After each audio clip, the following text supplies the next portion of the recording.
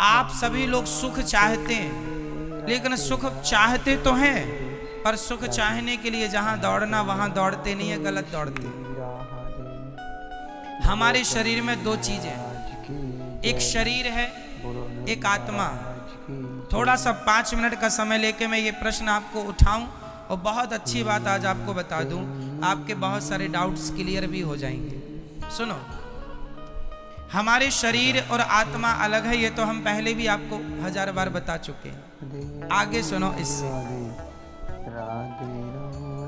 क्या हम आंखों से देख सकते, आंखों से सुन सकते हैं?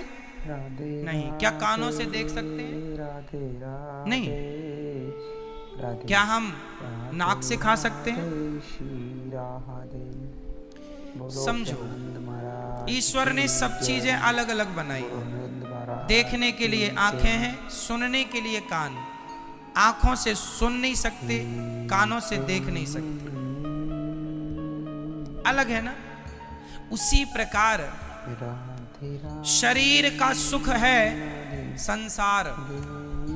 शरीर का सुख क्या है? संसार क्या है? शरीर का सुख। गाड़ी, बंगला, पत्नी, पुत्र, परिवार, ये कहाँ का सुख है? शरीर का। अब रही आत्मा की बात, तो आत्मा का सुख किससे है?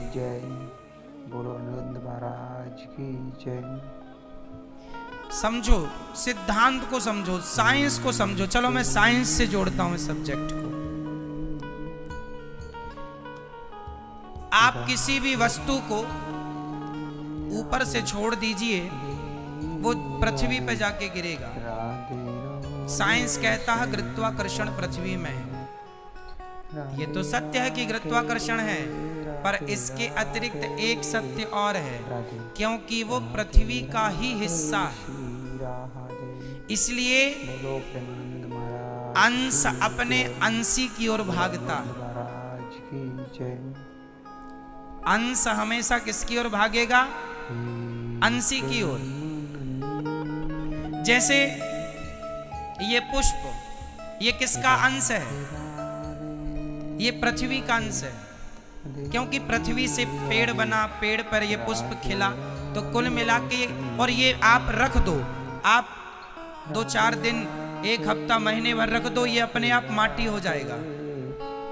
कुछ ना करो, माटी हो जाएगा ये अपने आप, हाँ या ना? तो ये किसका अंश हुआ? मिट्टी का। अंशी कौन हुई? अंशी हुई पृथ्वी, और अंश हुआ ये। तो ये पृथ्वी का अंश है, इसलिए ये छोड़ने पर नीचे जाएगा, क्योंकि ये अंशी की तरफ जा रहा है।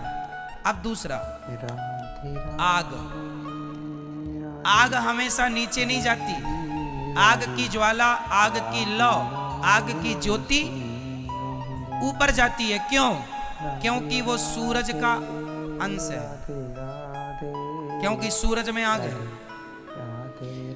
तो हर अंश अपने अंशी की तरफ भागता है। हर अंश कहां भागता है?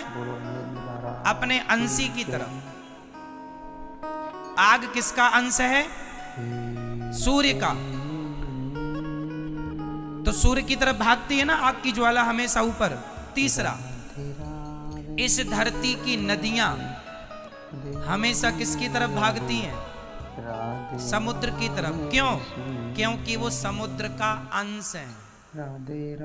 क्योंकि पानी जो बरसता है, समुद्र का ही तो वाष्पीकरण होता है पानी, और फिर वही बरसता है। तो वो एक्चुअली इनडायरेक्ट वो समुद्र का ही पानी है, बरसता है, नदियों में आया, फिर वो अपने अंश की तरफ भागा, अपने अंशी की तरफ।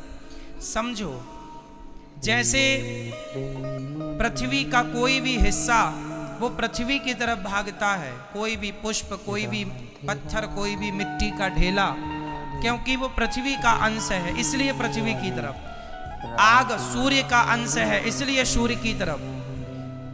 नदी समुद्र का अंश है, इसलिए समुद्र की तरफ। और हमारी आत्मा ईश्वर का अंश है। ईश्वर अंश जीव अविनाशी। इसलिए जब ये ईश्वर की तरफ भागेगी तब ही इसे सुख मिलेगा, अन्यथा इसे कभी सुख मिल नहीं सकता। आप लोग रसगुल्ला खाते हैं, तो आप कहते हैं आनंद आ गया। अरे रसगुल्ला से शरीर को आनंद आ सकता है, इंद्रियों को आनंद आ सकता है, आत्मा का तो रसगुल्ला से कोई लेना देना नहीं। क्यों? आत्मा किसका अंश है? ईश्वर अंश। ये ईश्वर का अंश है। इसलिए यदि आत्मा को सुख देना है, आज लोग दुखी, सब कुछ है आपके पास, फिर भी आप अशांत हैं, फिर भी आप परेशान हैं, उदास हैं। क्यों? क्योंकि आप संसार में सुख ढूंढ रहे हैं। अब मिलेगा, अब मिलेगा। पागल हो, है ही नहीं, मिलेगा कहां से? जैसे आंख कभी सुन नहीं सकती, कान कभी देख नहीं सकता, उसी प्रकार आत्मा कभी रसगुल्ला खा नहीं सकती, आत्मा कभी पानी पी नहीं सकती, आत्मा को पैसों में सुख नहीं मिल सकता, संसार के भोगों में सुख नहीं मिल सकता। आत्मा का सुख तो परमात्मा में है। जितने जल्दी ईश्वर की तरफ बढ़ो लोगे, जितने जल्दी उसका ध्यान कर लोगे, उतने जल्दी सुखी हो जाओगे। सुखी होना चाहते हो तो भगवान की तरफ बढ़ो। और आप लोग शरीर को ही सुख देने में लगे हैं।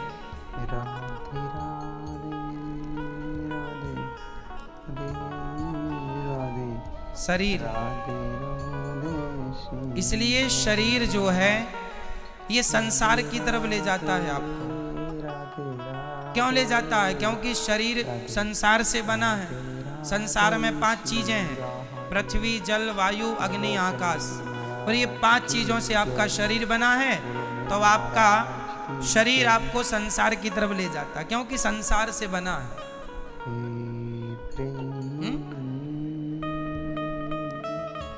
आपको आंख अच्छा अच्छा दिखाना चाहती है, इसको आप देख रहे हैं, आपको सुख मिल रहा है, पर ये सुख क्षणिक है। ये सुख क्या है? क्षणिक है, जरा सी देर का। खाने का सुख भी क्षणिक है, जरा सी देर का। भोगों का सुख भी क्षणिक है, जरा सी देर का। आप जरा सी देर के सुख के पीछे सारी जिंदगी लगाए हैं। सारी जिंदगी आपको लगता है अरे वो करोड़पति बन गया, मैं भी बन जाऊंगा, मुझे भी सुख मिलेगा। सब करोड़पति बन रहे हैं। पूछ लो करोड़पतियों से वो कितने सुखी हैं। सुख संसार में नहीं मेरी माँ। शरीर का संबंध संसार से है, आत्मा का संबंध परमात्मा से है। और मैं शरीर नहीं, मैं आत्मा हूँ। यदि यथार्थ सुख चाहते हो तो भगवान के बन जाओ। नाथ मैं आपको कभी भूलू नहीं, हे श्रीमन्नारायण मैं आपको कभी, मैं उनका अंश हूं।